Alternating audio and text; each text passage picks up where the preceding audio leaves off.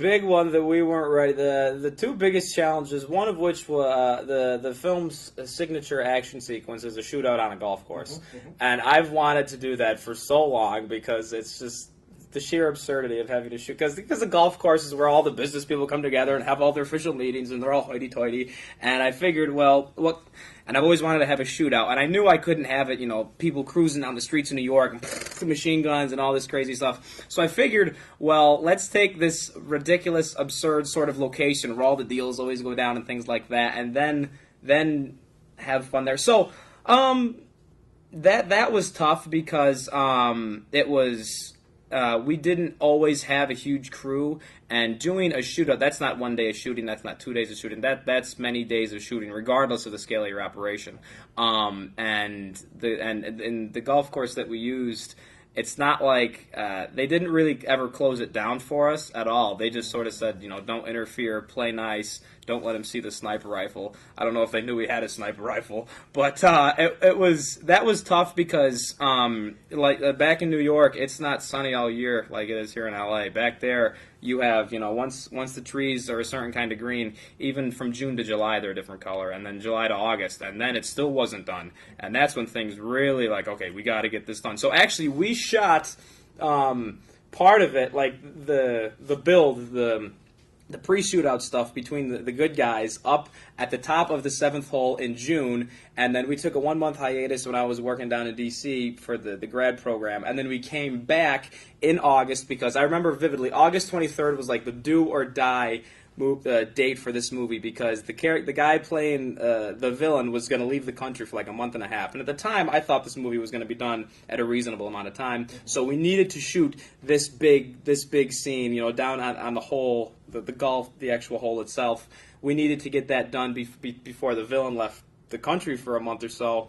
And so I needed to get everyone there. So because of that, one of the supporting characters, the actors playing the Chuck part, he wasn't available. So I had to replace him with an understudy who was a cop in Rochester. And then 2 days before, he wasn't available. So I have this huge sequence lined up in this golf. All these things were ready to rock. And then one of the huge main characters drops out, and we can't reschedule this because the other more important main character is gone for a month. And then even if we did it when he came back, then the leaves were a totally different color. So I actually had to replace one of the supporting characters of kind of the James Bond character of the movie with my cousin. And my dad's the youngest of 7,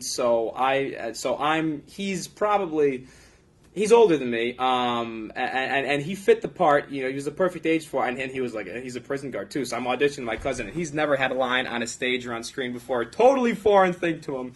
So so he plays like the secret agent James Bond character, and in reality he's a prison guard. So it's not too totally far. He's a physical guy.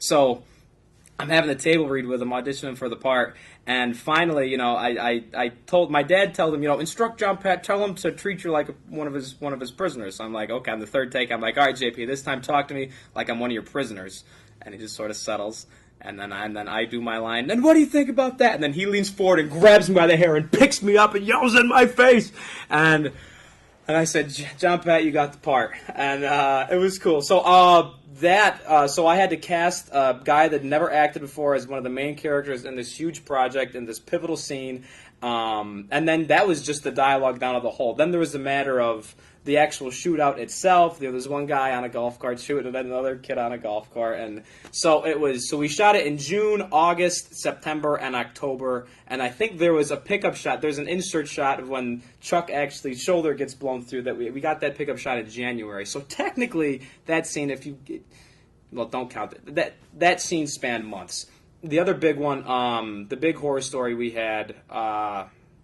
When we went full time, like the big first scene that we were going to do was in the scripted to take place on the Rainbow Bridge between New York and Niagara Falls, because the main character is this American ex-spy, and the villain is this Canadian drug lord. So I figured that and it all takes place in Western New York, so the bridge between these two countries was like a thematic, geographic, dramatic, like the perfect place to have this go down. And I got the customs border guys to say, yeah, go right ahead, just follow these rules, and you have the bridge. We had the ultimate location. So we're up at like 4 a.m, we get the crew, we pack everyone up, and we're heading out, and then I get a call like an hour later when we're about halfway from Niagara Falls, and it's starting to storm.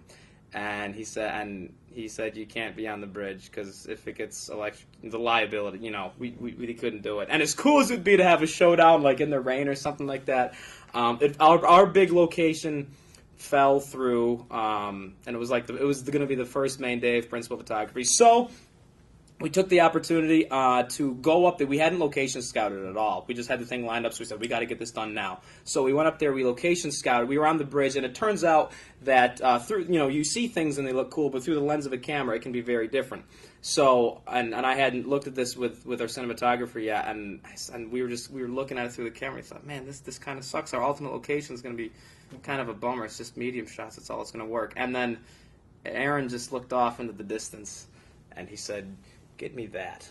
And he was pointing to the Maid of the Mist watchtower, like the highest point in the whole Niagara Falls area. And I thought, oh my God, that's the tourist haven. We can't get that. But I humored him and I went over there and I schmoozed. And 2 weeks later, we were on the Maid of the Mist watchtower at Niagara Falls, and all of these tourists, none of them spoke any English at all, so they had so they thought we were Hollywood and legit, and the actors were doing autographs and. We had half the thing blocked off, so the big horror story in this movie, hey guys, your big location is gone because of, Make Lemonade. Our biggest problem became the greatest thing that could have happened to it, and the scene is awesome.